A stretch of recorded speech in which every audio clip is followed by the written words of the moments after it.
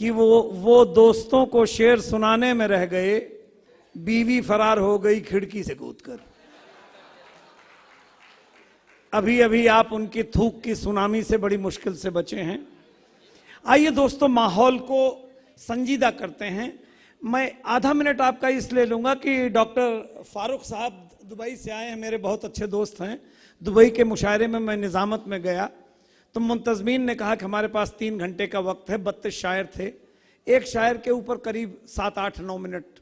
मैंने ये आधे मिनट की एक तमहीद बांधी थी कि हम हिंदुओं में कई देवता हैं, कई जन्म लगते हैं। मुसलमानों में एक दीन, एक कुरान, एक ईमान, एक ही जन्म में मगफिरत हो जाती।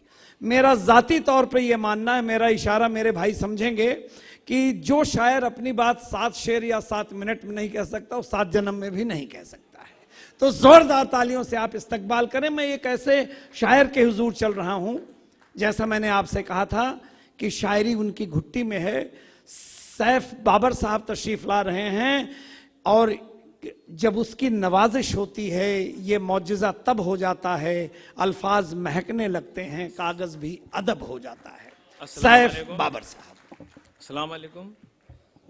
डाइस पर मुल्क के और सारी दुनिया के नामवर शोराए कराम, कुंवर बेचैन साहब, फारूक साहब, नसीम निखत साहिबा, हसन भाई, सबसे छोटा शायर, लेकिन दुआएं आपकी सबसे ज्यादा चाहता अता हो मोहतरम। हिम्मत नहीं हो रही, कहाँ समझ में नहीं आ रहा कहाँ से शुरू करूं, लेकिन योगेंद्र नारायण साहब यहाँ मौजूद, सिराज साहब, मिराज भाई, समाज फरमाइएगा।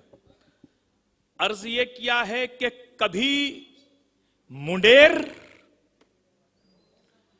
कभी आसमां से जुड़ते हैं। इर्तिजा करीम साहब, तारिक भाई, कभी मुंडेर कभी आसमां से जुड़ते हैं, परिंदे बच्चों की खातिर ही दाने चुनते हैं।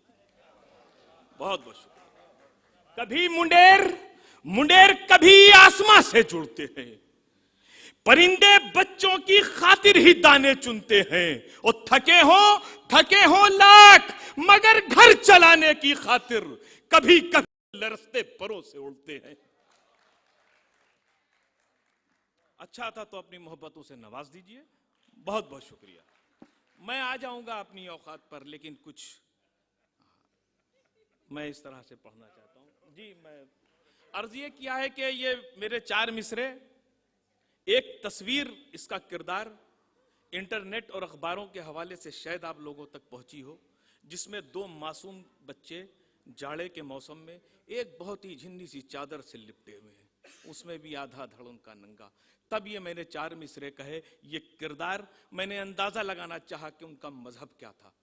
मैंने सोचा कि शायद ये बच्चे मुसलमान होंगे, मैं अंदाजा नहीं लगा पाया। मैंने सोचा कि शायद ये बच्चे हिंदू होंगे या किसी और मजहब। समाज फरमाइएगा जी हुजूर। अर्ज ये किया है, कोई मौसम हो, कोई रुत हो, बस पहलावा होता है। अतर भाई, कोई मौसम हो, कोई रुत हो, बस बहलावा होता है। किसी मुफलिस का खुशियों पर कोई कब दावा होता है। कोई मौसम हो, कोई रुत हो, बस पहलावा होता है। किसी मुफलिस का खुशियों पर कोई कब दावा होता है। और ना हिंदू ही नजर आए, ना मुस्लिम ही ये दिखते हैं। गरीबी का अजब मजहब, अजब पहनावा होता है। क्या कहने साहब बाबर साहब, क्या कहने। बहुत बहुत शुक्रिया। अर्ज ये क्या है कि जहां नफरतों की भेंट चढ़ाना भी छोड़ दो। सिराज साहब, जहां नफरतों की भेंट चढ़ाना भी छोड़ दो, अच्छा तो ये है लड़ाना भी छोड़ दो। बहुत बहुत शुक्रिया। जहां नफरतों की भेंट चढ़ाना भी छोड़ दो, अच्छा तो ये है लड़ाना भी छोड़ दो। और धर्मों के, जात पात के, बोली के नाम पर इंसान हो तो खून बहाना भी छोड़ दो। क्या कहने हैं साहब। बहुत बहुत शुक्रिया। अर्ज ये किया है कि अब आ जाइए हमारे और हमारे मुल्क के हालात। और ये सैफ बाबर, एक छोटा सा शायर, कि गरीबी गई हो और हो खुशहाली चेहरे पर। गरीबी मिट गई हो और हो खुशहाली चेहरे पर। अभी तक सामने ऐसा कोई निर्धन नहीं आया। गरीबी मिट गई हो और हो खुशहाली चेहरे पर। अभी तक सामने ऐसा कोई निर्धन नहीं आया। और जो दावा कर रहे थे तुम, तो फिर अब तक विदेशों से बताओ किस लिए वापस वो काला धन नहीं आया। बहुत बहुत शुक्रिया। इर्तिजा करीम साहब के खुशहाल राम भी नहीं, इकबाल भी नहीं। खुशहाल राम भी नहीं, इकबाल भी नहीं, लेकिन समझ रहे ये तेरी चाल भी नहीं। खुशहाल राम भी नहीं, इकबाल भी नहीं, लेकिन समझ रहे ये तेरी चाल भी नहीं। और थाली में अब गरीब की सरकार में तेरी महंगाई वो बढ़ी है कि अब दाल भी नहीं।